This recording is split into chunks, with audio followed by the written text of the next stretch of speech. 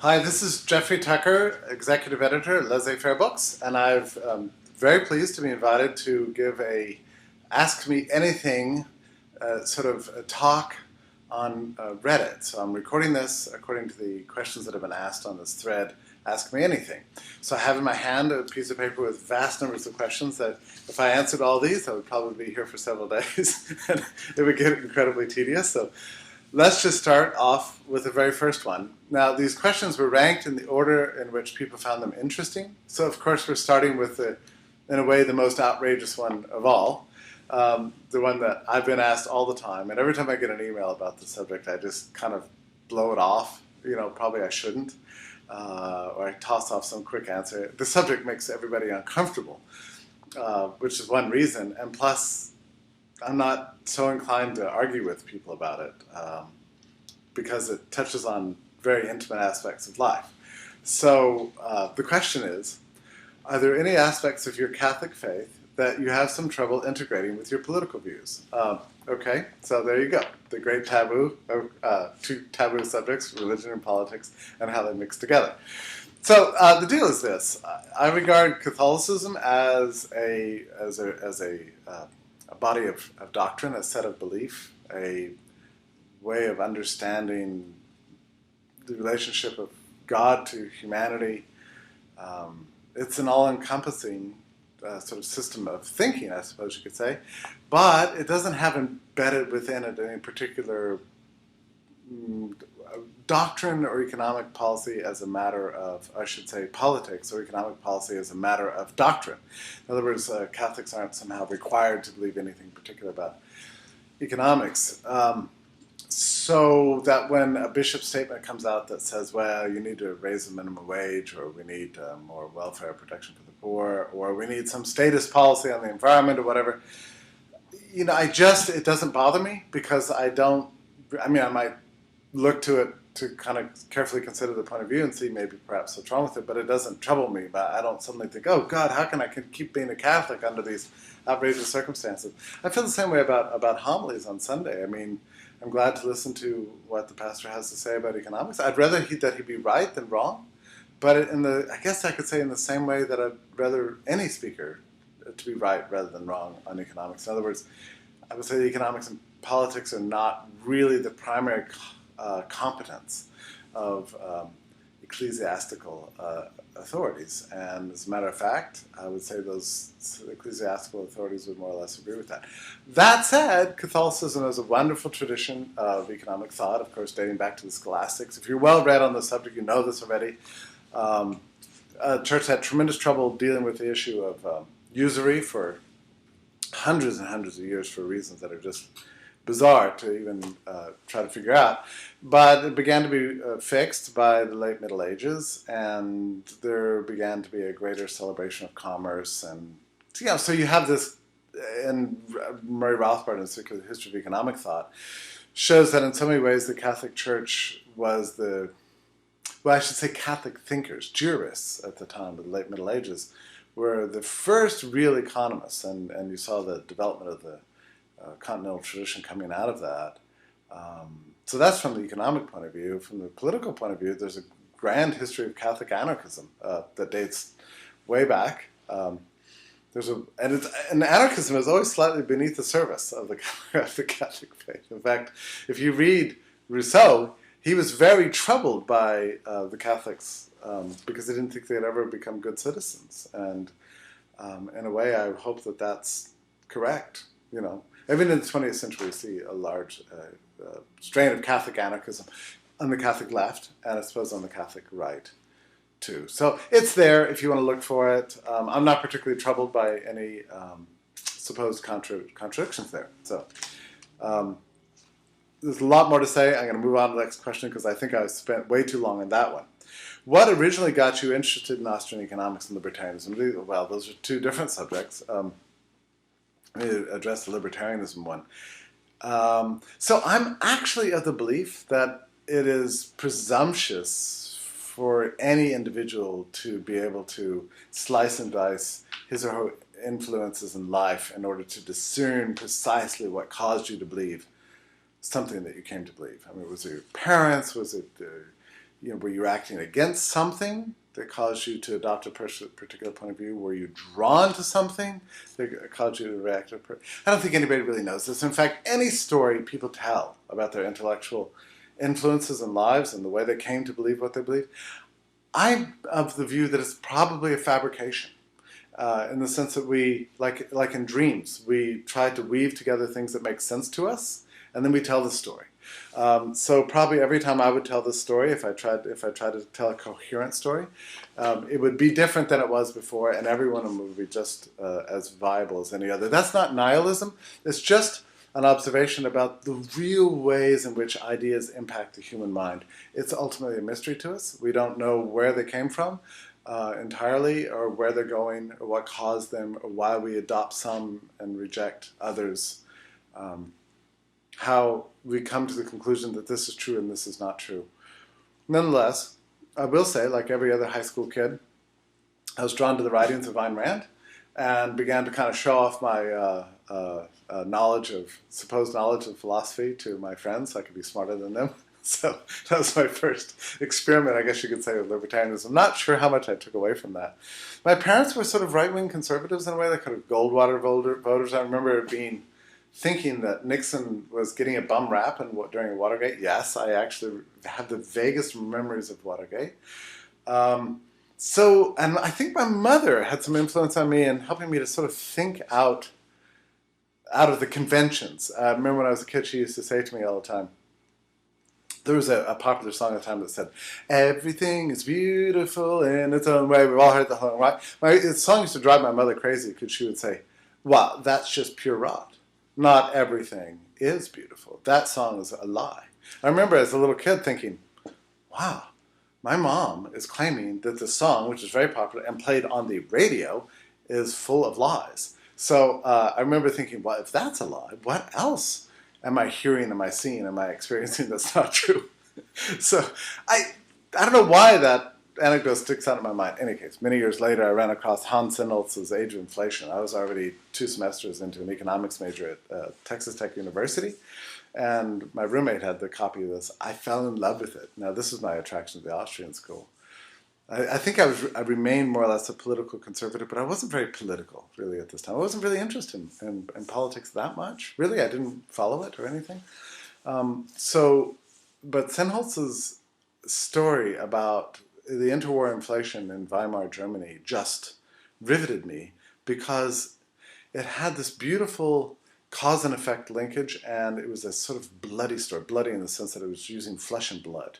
It was a story about people and their reactions to events and the complicated interrelationship between monetary policy and culture and society. And so that thrilled me. I thought, why are my economics texts that I'm reading at school, which were fine, I liked, all the Keynesian stuff. I didn't understand, why was one so interesting and so compelling and gave such wonderful illustrations of what to do and what not to do to cause civilization to rise or fall. And I thought, oh yeah, that's why I got interested in economics. Because I remember when I walked in to ask if I was going to be an economics major, I asked the dean, I said, why should I care about this stuff? And he goes, oh, are you kidding? Economics is everything. It gives you the secret to knowing what causes civilizations to rise and fall. And I thought, hey, that's my kind of major, So, but the textbooks weren't actually dealing with that topic. This book, Age of Inflation by Sennholz, did. And then in those days, I was born before the internet. Yes, I know. It makes me very old. But so I had to trace out footnotes and go to libraries and track down books. And I just started a reading plan that just kind of never stopped. So that's the way it went. Are intellectual property rights the most economically efficient way to get new ideas into the marketplace? Or could threshold systems or some other incentive do it? No, I mean, the question... Let me read the second part of the question. What form could intellectual property take in the absence of state enforcement? So the phrase intellectual property just has to go because it doesn't actually make any sense.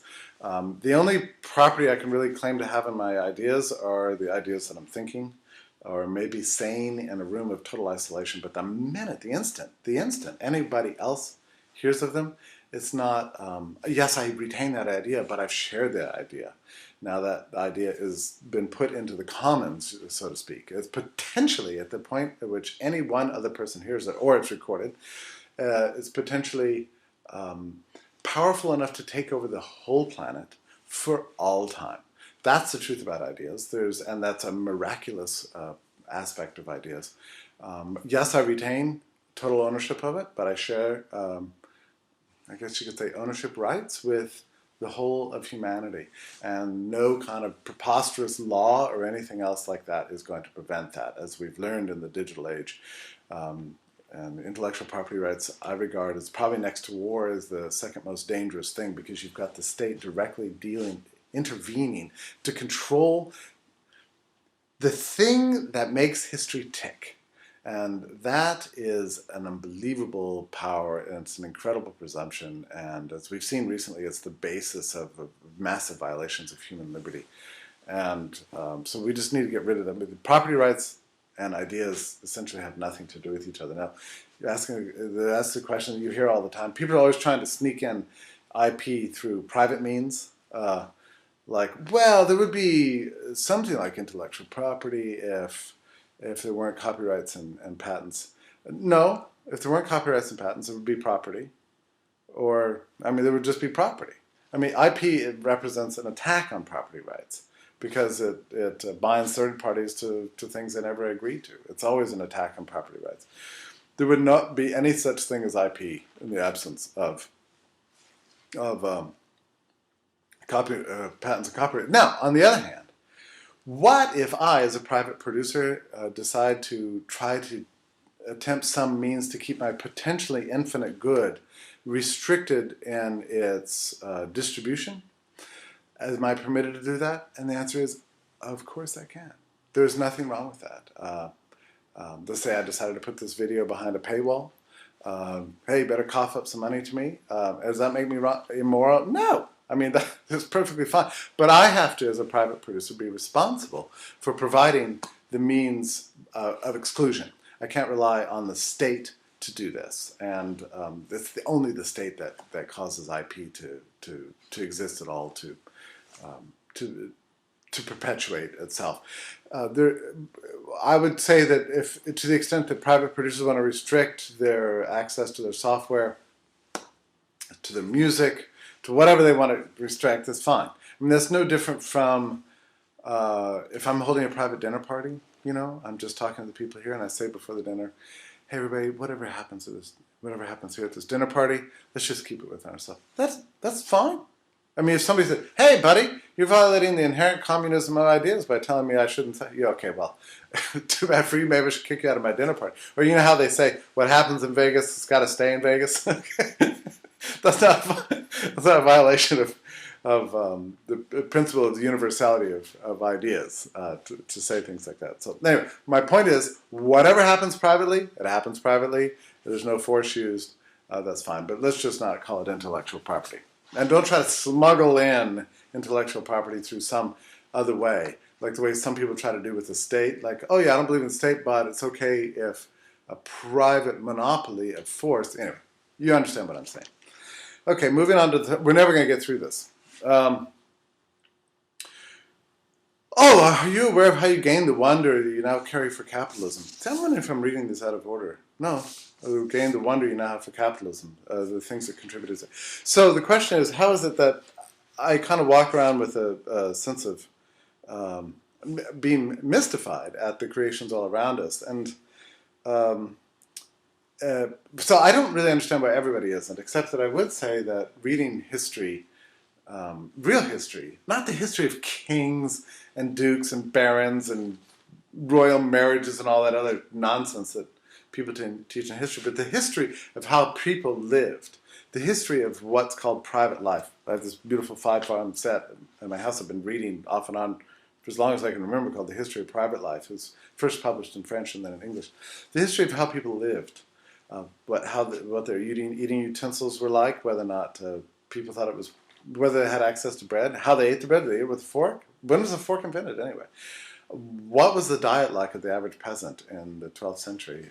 We know not that much, really. Historians don't know that much. We know enough to discover something unbelievable, namely that throughout the whole swath of human history, the human experience has been dominated primarily by grueling, horrible misery until very recently. And there's a wonderful speech, actually, by Ludwig von Mises called Liberty and Property, where he marches through this. He's delivering this at the Mont Pelerin Society. And he's frustrated because he gets some sense that the people at the Mont Pelerin Society, at least in those years, this was mid-1950s, have forgotten what it is that they are defending, what they're for, what they're about, what they believe in.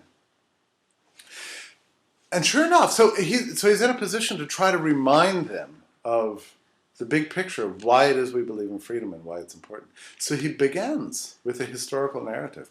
Whole of human history, long, long path of misery, struggling, living not much better than the animals, and unable to support ourselves, unable to populate the world because the food is running out all the time. Or there's a Malthusian trap constantly at work. You know, we couldn't sustain ourselves, and it wasn't until the invention, as he says in this beautiful speech, of capitalism that we began to see this happening. Capitalism began probably before 1830, which is where we began to see the gigantic demographic changes. But nonetheless, the point is that something decisive happened in history, and I think it's marvelous. And if you look at the demographic data going from the beginning of human history up until the present time, if you've never seen it, look at the chart. You'll be just absolutely amazed. We are living amidst a miracle. And every retail shop is amazing. And I got to tell you something else. I find it particularly amazing that this stuff can perpetuate itself and live and thrive even with all the violent attacks on capitalism that go on day in that are built into the law. It's like this whole structure of the state is trying to prevent free enterprise from progressing. It's trying to stop the future from happening. That's the essence of regulation. That's the essence of taxation. The essence of everything the state does is trying to like freeze us in time, which we've seen many examples in history when this actually happens. So the state gets big enough, what happens to society? It falls into a static state. Soviet Union is a good case. Cuba is a wonderful, it's not wonderful, it's a terrible case in point about how human society just stopping. That's the effect of the state. It's the main effect of the state. Why? Because the state is essentially destructive. So it's destroying new wealth. It's destroying opportunity. It's destroying ideas all the time, or the realization of ideas in the real world. So of course, human progress is just going to stop. That's the effect. Even in the name of progress, the state is stopping progress, like it was doing 100 years ago. So I find it all the more amazing that we're living in what is in fact a beautiful age of digital entrepreneurship. The digital age is one of the most spectacular, well, it's the most spectacular moment in the history of the world. And you and I are living right in it, and we're crazy not to notice and celebrate it and call it beautiful, because I don't know what else is what's more beautiful in this world than a human flourishing. That's the most beautiful thing there is, in all of its multifarious forms, whether it's art or ballet or music, philanthropy, corporate finance, industry, everything. Commerce is the heartbeat of life itself. And who beats that heart? Who's causing that heart to beat? It ain't the state. That heart beats within all of us and coordinates together, all of us, that heart. And it's a beautiful thing. So I find myself, yes, enraptured, as was Bastiat, and as was Mises, I think. We have to notice it, because otherwise we have a propensity to take it for granted. It takes people like us to notice it, to point it out to others. And just, I used to be shy, actually, as a writer. I used to be shy to try to kind of contain myself so I could be kind of like other people. Like, I didn't want to so much deviate from the pattern within our world. At some point in the course of my writing, I just said I would heck with it. I love all this stuff. I'm just going to state what I think. I'm just going to share the love, and that's pretty much what I like to do. I love to do it, and I no longer hold back. That's the essence of it. In one of your many speeches, you talked about how amazed you were, I think, the small head of a crocodile for sale. So then the guy goes on to write, well, I don't really see a reason to kill a crocodile to sell it. Well, to me, the best reason for a crocodile is that it can be killed and sold. I don't know what else to tell you, but that's a wonderful thing. I like all aspects of exotic skins and everything. If there's a shortage of them, the answer is to own them privately. So that particular speech, I was amazed. I was able to buy a crocodile head for like $10, and this is a great thing. And I kind of riffed on that a while. It was not part of the plan. It just happened in the speech. Animal rights. Okay, so animal rights. There's a passage in St. Augustine's City of God where he kind of takes on the subject of animal rights, and I don't have I think he was basically right on the question. Maybe I'll just have you look that up. There's probably too much to go into in this film. Plus, I'm not sure I have a theory that's more elaborate than what you could read, and certainly not more elaborate than what you read in St. Augustine, or in Rothbard has some interesting comments about it, and many other writers too. So I probably don't have anything unique to add on that. I'm obviously against cruelty. Cruelty is bad for our souls, but a worldview that infuses with animals the same rights as people is not going to get us very far in terms of human progress. And I'll say further that when it comes to some animals, those that are a threat to human beings, it's either us or them. So, I mean, and that's number one true for insects above all else. By the way, I think there's somebody's trying to get me on my Skype. That's why you hear a little blip in the background. Maybe he'll go away. He or she. Okay. Have your views on IP played into the move for LFP? I would say your view of IP, to some extent, yeah, I think it did, and it's because I'm hoping that LFB is going to become the first really commercially viable for-profit organization that totally rejects IP. I don't think that IP is important to a functioning, well-operating enterprise as most people tend to believe they do. This happens all the time with enterprise. And I tell this story all the time, but in fact, I'm not going to tell it again. But many, many great entrepreneurs imagine after they're successful that the reason they're successful is that they have to hold on to the IP. If they ever let go of the IP, their whole world's going to crash and burn. And I just don't believe that this is true. I think oftentimes entrepreneurs themselves misjudge the source of their success. A lot of times it's just open monopolistic behavior. I think of Apple, for example. Here's Steve Jobs always rejected IP. He borrowed from everything he could. He emulated successful people. You could say he stole ideas. There's no such thing as a stealing of ideas. But he took other people's ideas and marketed them. And people liked his products. That's the reason he succeeded. And now you look at a mature Steve Jobs, and he's like a fanatic for IP. And suing everybody left and right, and threatening people. Oh, if you take my touch screen, you're gonna be tarred and feathered, or whatever. And unfortunately, that tendency still exists within the company right now. It's become a blessing of humanity for all of its magnificent products, but just like a curse, like a wicked sewer of everybody, not just for defensive reasons, but aggressive, trying to stop any other company from learning from its own successes. The essence of the competitive process, and you can read about this in Human Action or Man Economy Study or anywhere else, is that good entrepreneurs copy success stories. So one of the functions of a high rate of profit is to signal other producers to come into that market, do the same thing, and drive down the rate of profit so that MR equals MC. So, I mean, that's the essence of the market process itself. And if you cut that off, that ability for us to learn from each other through IP, you've destroyed the market. You've destroyed competition. That's the essence of IP. It's an attack on competition. So to have a healthy functioning market, you can't have IP. Anyway, the point is that, oh, going back to LFB. So yeah, I want to demonstrate that we can have a for-profit company that publishes entirely into the commons. I have no doubt whatsoever that this is going to work. None whatsoever. I just don't think actually that copyright is important to a functioning business. I just don't. People believe it, mainly because they want to maintain some kind of crazy monopoly. It makes them less competitive. It doesn't make them better as companies. Good companies face competition fearlessly, and I think we should. I'm coming on 25 minutes now. I'm going to stop at 30, and then I'll maybe do a second video.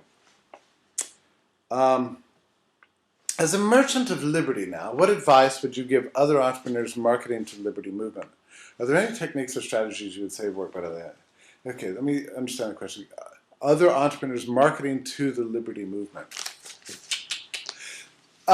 A quick story. When I was just in New Hampshire at the Free State Movement, I was really intrigued to see so many dedicated libertarians that were pursuing enterprise within that community and outside that community on a practical level. It was a beautiful thing to see. I was impressed at these sort of currency entrepreneurs.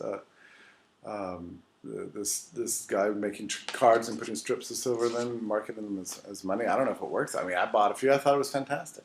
There are a lot of this kind of thing going on. I'm not so sure that a libertarian entrepreneur needs to strive to sell things to other libertarians unless he sees it as a potential market. But I don't believe as libertarians you need to be tribal about anything you do. If you have a good idea, you should try to sell it to the whole world. Any takers, anybody ready to buy. You don't have to just sell it to libertarians. Yeah, libertarianism is a market niche, but if you have a good product, you should be able to. You know, always a good entrepreneur imagines that the whole world is his market, and that there are no limits whatsoever. The problem with thinking about a niche is that you might imagine, well, here's a small demographic that I need to appeal to and pick their pockets as much as possible. No. A good entrepreneur imagines that the whole world is his market. So there's 6 billion people out there, and they're all potential customers. That's the way good enterprise happens in this world. I'm going to stop at that question, upload this video, and then make a part 2. Okay, Jeffrey Tucker back again. I hope this is part 2. I'm going to race through these questions. The last video I went on, preposterously long. It's not going to happen this time. I'm going to try to be better. What's the best and most practical ways to advance liberty? I wish I knew. I think everybody has a different calling, and there has to be some entrepreneurship embedded in with the advance of liberty. Just don't do what you see other people doing. All right? If somebody else is doing it, maybe you don't need to do it. We should all be trying to find that thing within us that's unique and special and do that special thing. So I'm not going to give any marching orders because, it might be up to you to find the thing that nobody else has tried yet. Always remember the future is full of opportunity and unknowns, and you could change history by finding the new thing to do. No reason to strive to be a replication of what's already happened. Yes, you can learn from others, and we have to find stories of success, but you must always improve them. It's the essence of entrepreneurship, to adopt what works, but then say, well, I don't want to do just exactly the same thing. Well, take some working thing, understand why it worked, and find a way to make it better. It's true for entrepreneurship and the liberty movement, if you want to call it that. What should we call ourselves? I'm glad to call myself anything. I'll call myself a lampshade or a banana or, and I don't care what I call myself politically. If it causes people to listen to what I have to say, what matters is the substance of the arguments. And sometimes calling yourself a libertarian can be a problem because, oh, you're one of those crazy guys? And they think they already know what you're going to say, so they've already characterized you, and they're not interested in what you're saying. So you've colored your ability to influence them in the future. Sometimes calling yourself a libertarian might cause a person to say, oh, well, now that's fascinating. Could you tell me more about that? So I don't think there's any a priori answer to this. What should we call ourselves? I prefer the term liberal because I love the heritage of liberalism. I think it's a valuable heritage. I think it's a wonderful tradition, and it's something we should embrace. I love the liberal tradition. I've never had a problem calling myself that. Sometimes I just call myself an anarchist and see what happens. Other times you don't have to call yourself anything. Just speak on the issues as they come up. what is the point of words? The point of words is to communicate. If words we're using are somehow limiting our ability to communicate, that's a problem. Okay, so we need to find the right words so that we can communicate better. The relationship between the political class and the actual thing that we call the state. Yeah, that's very interesting to me because I think people get very confused on this. If we just elect the right politicians, it's going to fix our problems. So the problem is that there really are two different things. There's the elected political class that the elites pretend to let us play with. In a way, it's like a giant block of wood. We're allowed to paint it, but we're not allowed to do anything to the big block. It's just actually made of like cement or something, you know. So often the political class is just the veneer. I often perform a mental experiment with people to help people understand this. If you ship the whole of the Congress and Senate off to China for the year, along with the Supreme Court and the top staff of the president and his top guys, and just got rid of them, put them on a moonshot, sent them to the moon, would we have anarchy? No, it would be basically everything would go on just as it is, right? So what you have left, we could call the state. And so what is that? And that's a permanent class of people that imagines itself to be privileged, obeying a different law above the society. Ultimately, it's the rooters. It's a dictatorial kind of bureaucratic class that imagines itself to be immortal. It can't be killed, under any circumstances. Chop off the head of one, still lives. It's like a hydra, as they say. So that's what we're dealing with the state. So often people get distracted by politics. And I think to the extent we do that, we're playing into the game the state wants us to play, really. It's a little silly. Sometimes it provides entertainment. And there's some valuable educational functions of political activism. Beyond that, I'm not so sure that I don't hold the view that electing the right people is going to do us any good whatever. So I'll stop right there.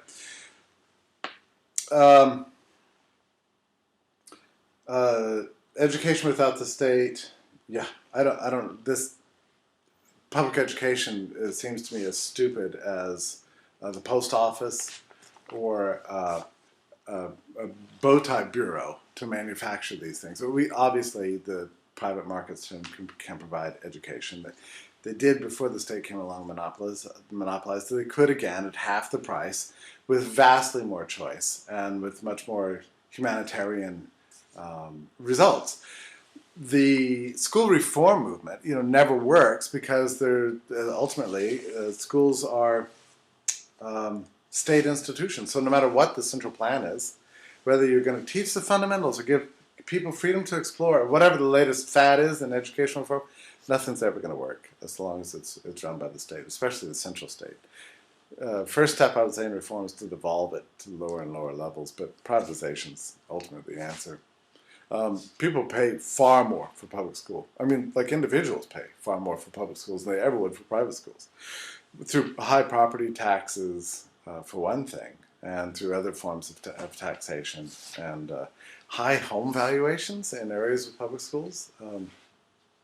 It's just the costs are spread around a little bit between those people who use the schools and don't use the schools. It's an obviously unjust and unworkable system that perpetuates state power, because that's the main goal of the public schools, is to civilize and socialize people in that sort of status mindset.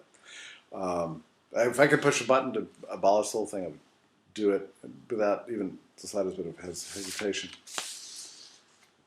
Why do traders continue to play in an obviously rigged market? For example, why do people trade futures after MF Global? Well, obviously rigged market. The state can injure markets, distort markets, play with them from time to time, make them go up and down a little bit here and there, rigged in this way and that way, but they can't permanently rig markets. And the state's not that smart. There's always profits to be made. The more people who think that the market is a racket and drop out, the more profit opportunities there are available for those who stay in it. So, no, I mean, A lot of investors have dropped out, of course, and just letting big institutions manage money, which I kind of understand. It was probably a wise thing, but for the smarties, there's always a way to make a buck, whether the market's going up or down, rigged or not rigged.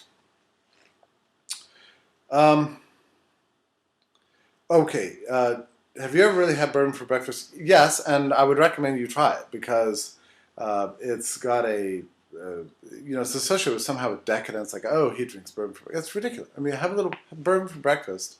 You'll find your work will go very well in the mornings and will last till like 10:30, 11, and then it wears off a little bit. There's no downsides, no hangover or anything like that. It's a wonderful morning breakfast treat. All I could suggest to you is, if you don't believe me, try it one time. You'll write me and say, wow, you were exactly right.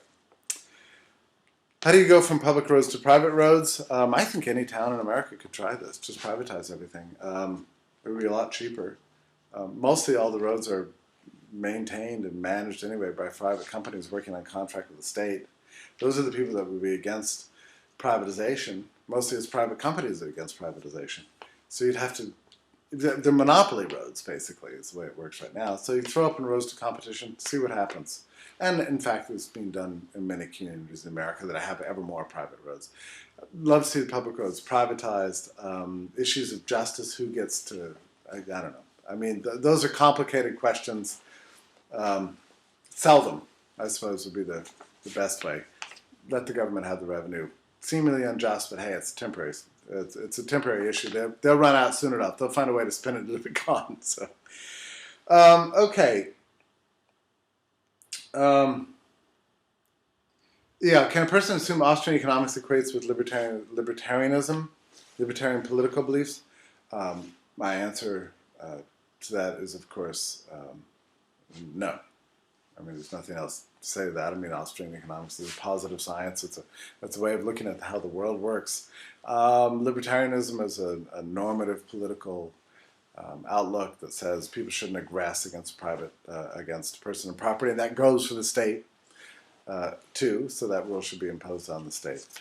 So those are really two separate things. Rothbard culminated the long process of pulling them together in a kind of a systematic science of liberty, I guess you could say. But that doesn't mean they're conceptually united. They are obviously different. One is positive analysis, the other is normative. So but you knew I'd give that answer. There's nothing surprising to that.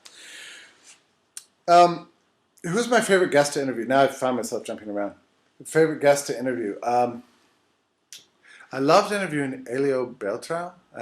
He's from Brazil, because I think he's one of the most important strategists of our time in understanding the relationship between institutions and ideas. I think he's amazing, and I loved interviewing him. And Hans Hoppe, loved interviewing him. I do like interviewing thinkers with unusual ideas that say things that are a little bit surprising. You know, one of my favorite interviews I ever did, actually, as I'm thinking about it now, Robert Higgs. Wow, what a mind. That leads me to another question here. Is there someone in the Austro-libertarian movement that has potential to become a great historical figure? I don't really go for the great man theory of history, you know? I mean, there's way too much put on this. I mean, all great thinkers draw from other thinkers. Nobody lives in isolation.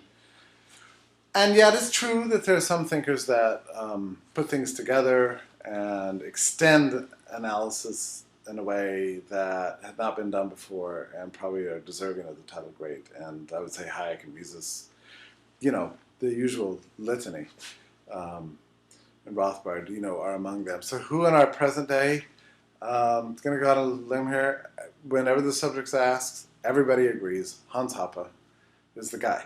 I think there's more to say about that. I don't think people have fully appreciated Hans's contribution in a very particular area.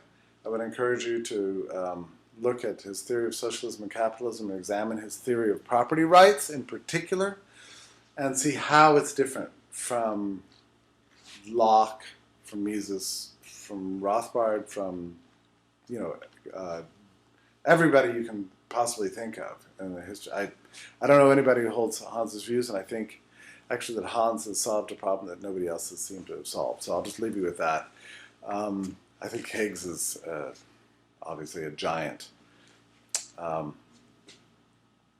have a very, very high regard for Stephan Kinsella's analytics with regard to IP, which I think we're only at the very beginnings of applying that to economic theory. I mean, his theory only seems to be about IP. It's actually about something much more. Namely, it's a theory of knowledge acquisition that goes way beyond, in my view, way beyond Hayek in terms of understanding the role of learning in the market, the central role of learning, the indispensable role of learning as part of the market process.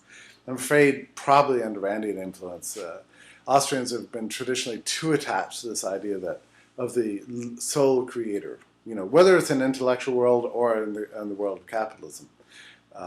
That's not the way historians of science tell us ideas come about.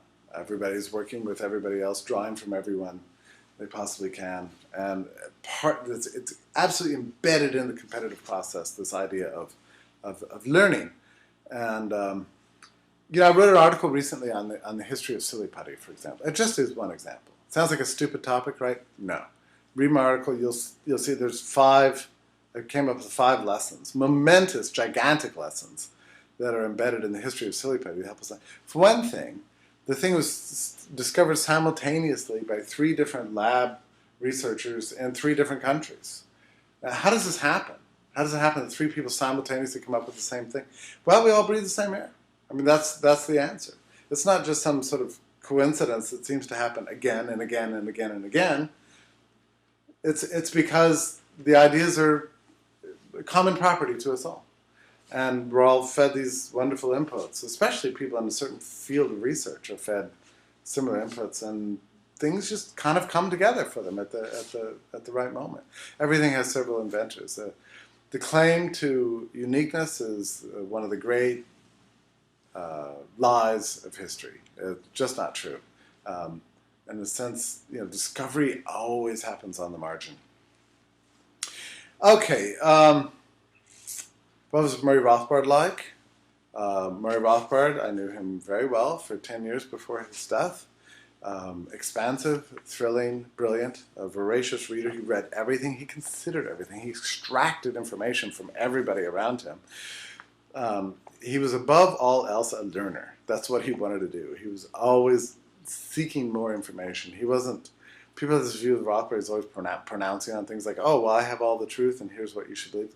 That's not Murray at all. Murray never stopped learning. He was always refining, tailoring, adjusting, adapting his ideas to different historical narratives, contemporary problems. He was a man of intellectual change above all else, and that's because he never stopped learning. I remember once being at the Stanford Library with him when, see what happened, it was something like, well, I was picking him up or something. He had some books with him. He had just bought at the bookstore. And I had to go get somebody else. Anyway, I left him on a bench. I went and got somebody else and came to pick him up. When I grabbed him, again, he had already flown through like half of one book. And this was, I don't know how long it had been gone for. It seemed like 4 or 5 minutes. He had already thoroughly marked up half of one book. So he read it. He was like an extraordinary speed reader with an amazing nose for what mattered. Anyway, that's what Murray Rothbard was like. I think of him as an expansive, liberally minded person who read everything, never stopped learning, and would do anything to promote liberty above all. That was his passion in life. There's much more to say about that. I'll just leave that go. Let that go, though. Give an hour talk on that.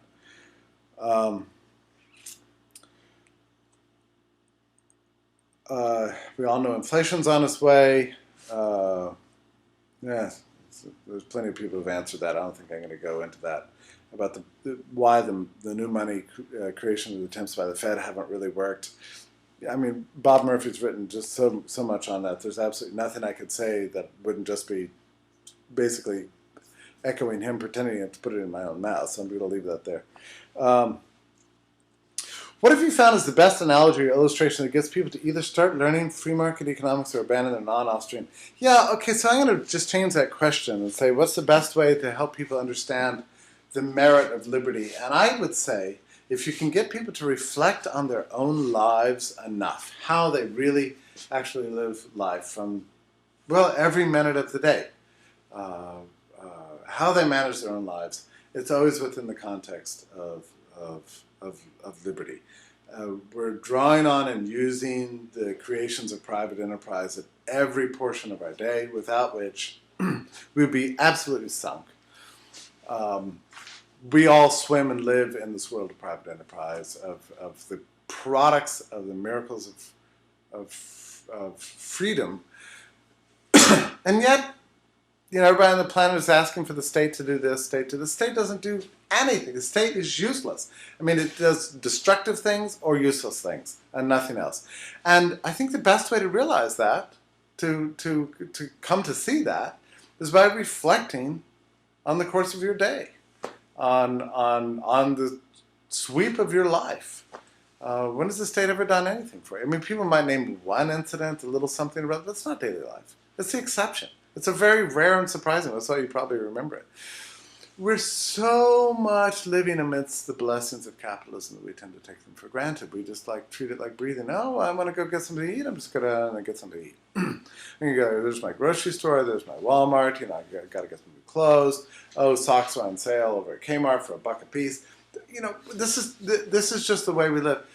It's a matter of trying to get people to connect the world they live in with the reality that everything beautiful in life has been provided for them by some kind of capitalist activity. And linking up that cause and effect and coming to change one's appreciation for the things that are making our life better. I would say that's the best way. And I don't rule out anybody. There's a question in here somewhere that, well, there's some people who are just, you just got to write off. Well, yeah, there are. I mean, I've met people like this before that are so fanatically attached to some sort of crazy socialist theory. They're not interested in listening. They're not interested in learning. I think the best thing to do is just walk away and let it go. But generally, you can't assume that anybody, no matter their political persuasion, no matter the demographic or age or anything else, you can't assume that anybody can be ruled out as a possible, how do you say, you know, person that can be convinced of liberty. And you shouldn't be shy about this. You know, there was at some point in my life when I realized, well, look, if liberty is true, if libertarianism is true, if anarchism is true, then I shouldn't be shy about taking on any comers. Any questions, make them as hard as you want. Maybe I won't be able to provide an instant answer, but it gives me a chance to think through things and refine my own thinking on stuff. We should really be fearless. We shouldn't be defensive or recoil when somebody criticizes our position or takes a different position. If you're right, you have nothing to fear from argument, from confrontation, from reading, from vast exposure to anyone and everything. There's no reason to form yourself up into a tiny tribe and put up the walls, you know, and protect yourself from being poisoned by heresy or whatever the thing is. No, I mean, a true defender of liberty should be absolutely fearless and totally confident. And if you're not, that's okay. I mean, it just means you need to read a little bit more, think a little bit more, contemplate, look around the world a little bit more. And I think somebody who's really curious and really exposed to a broad range of ideas will eventually come around to the anarchist position, because the anarchist position is the one that embraces the natural order. It embraces humanitarianism, it embraces human rights and human flourishing, and anything else is just violence. Earlier I mentioned somebody asked me about the powerful thinkers of our times. I would say that the guy who's done the best job in illustrating this point is Stefan Molyneux. I would say that Stefan is probably the single most influential libertarian thinker of our times. I don't think there's actually any doubt about that. And I think the evidence is overwhelmingly true. People who don't understand that don't understand the way young people learn in a digital age. I'll just leave it at that. Stefan Molyneux, he owns this time. Okay. Looks like I've got just a couple more minutes here. I'm sorry I've gone on way too long. Yeah, how do you confront people who oppose your ideas? How do you deal with it? Okay, I'm going to leave that. Any tips on how to dress on the fly? This is funny. Okay, so this is a little lighter topic. Yeah, so I like to go to thrift stores, and I like to grab whatever kind of looks good, and you'll always find treasures. You have to go through a lot of junk, but you'll eventually find something that's pretty cool.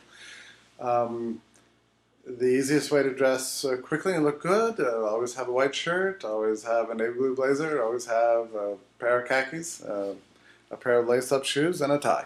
And you'll be amazing wherever you go. That's my tip. You can stuff them in your gym bag or whatever. It's not hard, okay? I'm just leaving that out there because, of course, I've written several articles on the topic, so it's inevitable that it would come up. How do you respond to the complaint that your celebration of the modern market overlooks or brushes aside the deep ways in which the state has perverted and destroyed? I got my battery fixed here. Destroyed the distribution of power, blah, blah, blah. Okay. We all know about this penchant. Steve Horowitz had a name for them. He called them one-drop libertarians. The people who think that if there's one drop of statism in any market institution that spoils the whole thing. Look, if the state were that pervasive, nothing would work. We'd all be living in caves. To the extent we're not living in caves, that's illustration of the private enterprise is to some extent working. I think we should give private enterprise credit for that. Are there terrible things going on? Yes, and I've written about these many times. Monopolistic capitalists that are trying to use IP to, shut out competition. Labor unions that are trying to beat down young workers and prevent them from competing with their corporate lobbyists that are pushing for war. All of this is true. But at the same time, it's a mistake to imagine. I think what happens sometimes is that libertarians imagine that if we got rid of the state, that their own private version of utopia would come true. It might come true for themselves and for their small community of friends, but it's a big world out there. And many of the ways that the world is working right now would work exactly the same way, except more so in the absence of the state. Fast food is a great example of that. I don't think that fast food is going to disappear, in the absence of the state, as some people might claim. Trying to do these kind of counterfactuals can be very, very tricky. In fact, it's basically impossible. So I just choose to look at what is obviously, the effects of private enterprise on our world, celebrate them, and point to them. But how do you decide if a business that is taking lots of government subsidies or lobbying for government subsidies or gets a lot of government contracts or whatever, or benefits from state-provided infrastructure, is really a private company or more of a tool of the state? I would say that as a general rule, this is the thing. Are its daily operations dedicated to serving the consumer public, the people, like actual human beings, or are they dedicated to serving the political power? What is the primary thing? What are they anxious to do at the end of the day? Make sure they're still friends with the politicians, or look at the balance sheet to see if they made money or profits or losses that day? That's the issue. And if they're worried about profits and losses, they're worried about conserving the consuming public, I think we can fairly call them mostly private enterprise. If the whole world were mostly state and that poisoned, truly, it wouldn't work. So I think libertarians can get carried away with being overly purist in their analytical view of the world. Of course, we should never compromise in condemning every intervention of any sort, especially those that are driven by and on behalf of corporate America. And I would put in the list of these things patents, especially, which are particularly offensive to the left, and that's an element of unity there. War, same kind of thing. My favorite bourbon. So you'll be interested, I don't know if you're interested to know that I'm not a snob on these things at all. I like almost any wine except for the worst ones, almost any bourbon except for the worst ones. So I'm not, in any sense, a snob on these questions.